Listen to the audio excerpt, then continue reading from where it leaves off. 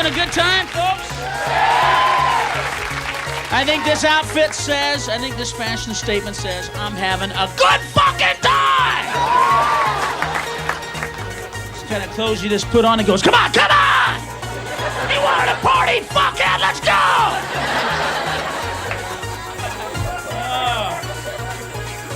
I just love women!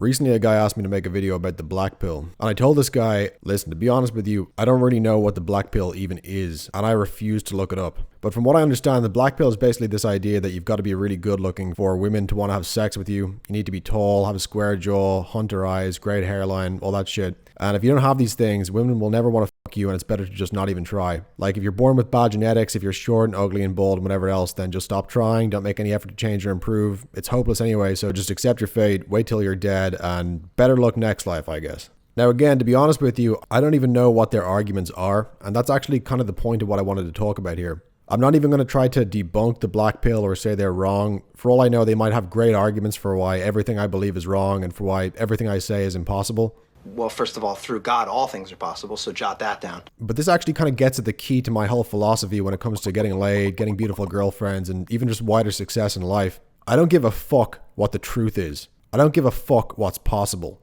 I don't care about any kind of rational argument for why I should do what I do or how I should live or what I should aspire to. I only care about power. That's the only thing that matters in this life. Who has the power and who doesn't? Who is dominant and who is submissive? What's true or what's rational or who has the better argument is completely fucking irrelevant. Get that shit out of your head yesterday. You are in a war. You are in a knife fight. Pessimism is a luxury you cannot afford. Wake the fuck up.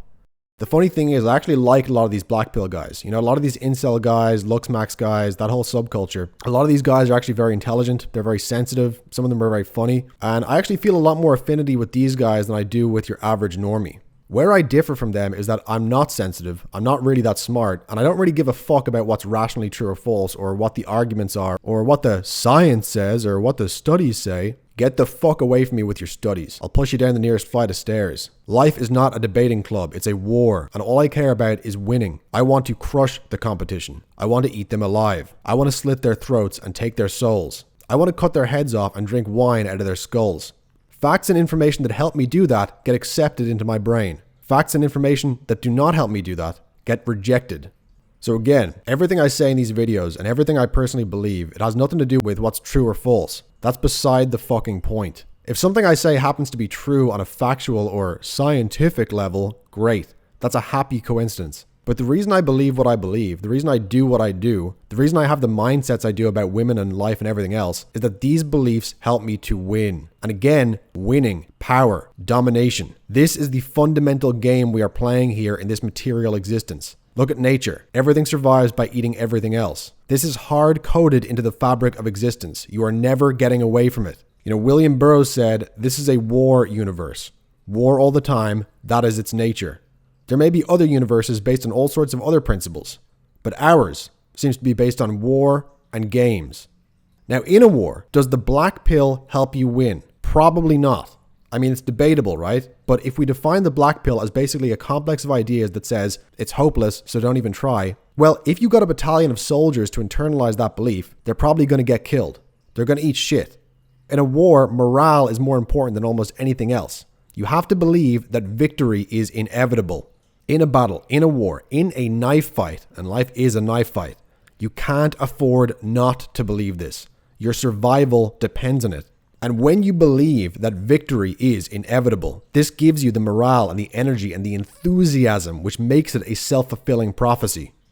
You know, this is a very interesting rabbit hole you can go down. You know, this whole topic of psychological warfare. And I'm not talking about the conspiracy theories about psyops here, which are mostly bullshit. I'm talking about actual psychological warfare and demoralization propaganda as it's been used historically by armies during wartime. It's funny, you know, if you research some of the demoralization propaganda that armies have used in the past century, a lot of them are unbelievably similar to 4chan memes, incel memes, black pill talking points. You know, they'll drop pamphlets with little cartoons depicting how the soldiers' wives and girlfriends are getting fucked by other men at home while they're getting slaughtered at the front.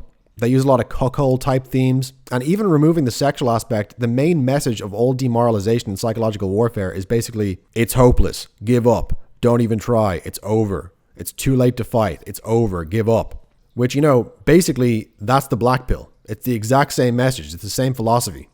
Now, I realize I'm probably preaching to the choir here. Probably almost no one watching this video is part of the black pill or even knows what it is. But I'm actually trying to make a wider point with all this, and which is going to directly result in you personally getting laid more and dating beautiful women. And that is because this is a war universe, because the nature of this reality is conflict, you do not have the luxury to seek truth.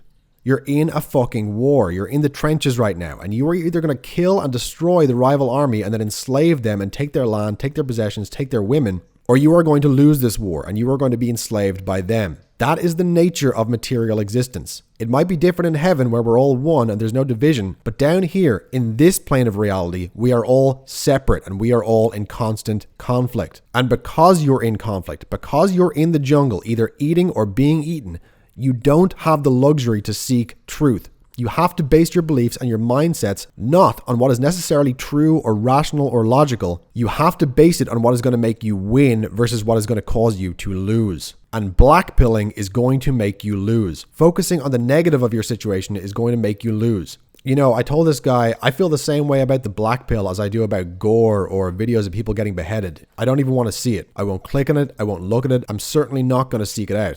There's zero fucking value proposition associated with something like that. Because ultimately, at the end of the day, what does actually make you win? What makes you win in life and with girls is being in a state of irrational exuberance and euphoria. Irrational exuberance and euphoria. That's the fucking secret. And the key word there, by the way, is irrational. There's no rational reason for why you feel good. You feel good because you fucking do.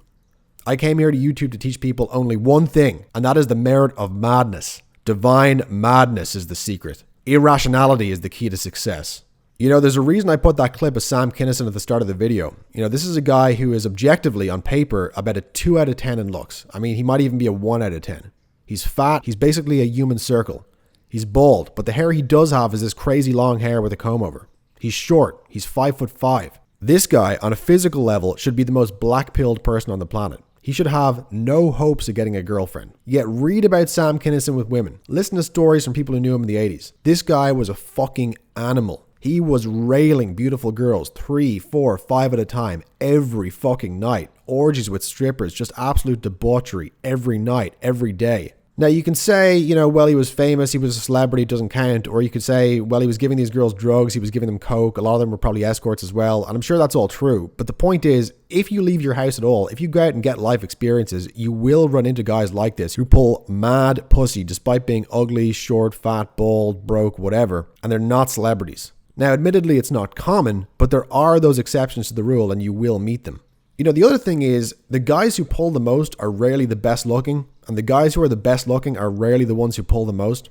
A classic example of this is that guy Pete Davidson. This guy's ugly, he's goofy looking, he's skinny. Really, if you looked at him on paper, you'd probably say this guy's like a 4 out of 10. But you look at the fucking girls this guy has pulled, it's insane. Ariana Grande, Kim Kardashian, Madeline Klein, Emily Ratajkowski. The man is a fucking hound. And you could say, oh, well, he's famous, he was on SNL. But he's not more famous than Kim Kardashian. He's not more famous than Ariana Grande. Those are A-listers. They could easily date a guy who is way better looking than Pete Davidson and also more famous than him. So they're not fucking him to raise their status. I mean, how does banging Pete Davidson raise Kim Kardashian's status? It doesn't. If anything, it lowers it. Now, am I saying you should model your life on Pete Davidson and do everything he does? No. I don't even like the guy. I think he's a goofball. But the point I'm making is that looks are not a fucking excuse. Ultimately, what gets you laid, what gets you the hottest girls is not looks, it's not money, it's not status, it's your vibe, it's your energy, it's how good you feel. It's the fact that you're having a good fucking time. And this is not rational. It's not amenable to rational or logical debate. And as I've said in other videos, how do you make yourself feel good? Number 1, semen retention. Absolutely key. Number 2, lifting weights. Number 3, eating healthy food. Lots of steak, lots of eggs, lots of salmon, lots of fish. 5. Supplements. Take cod liver oil, take zinc, take vitamin D, eat butter, eat Brazil nuts. All these things will raise your testosterone through the fucking roof, and they'll give you that state of divine madness. They'll give you that irrational exuberance and euphoria that you see in guys like Sam Kinison, and that's what actually gets you laid. That's what gives you the energy to walk into a nightclub sober and just start fucking around, approaching different girls, amusing yourself, acting like the biggest asshole in the world, and then before you know it, you got two 18-year-old girls in each arm and you're going back to your place for an orgy. True story.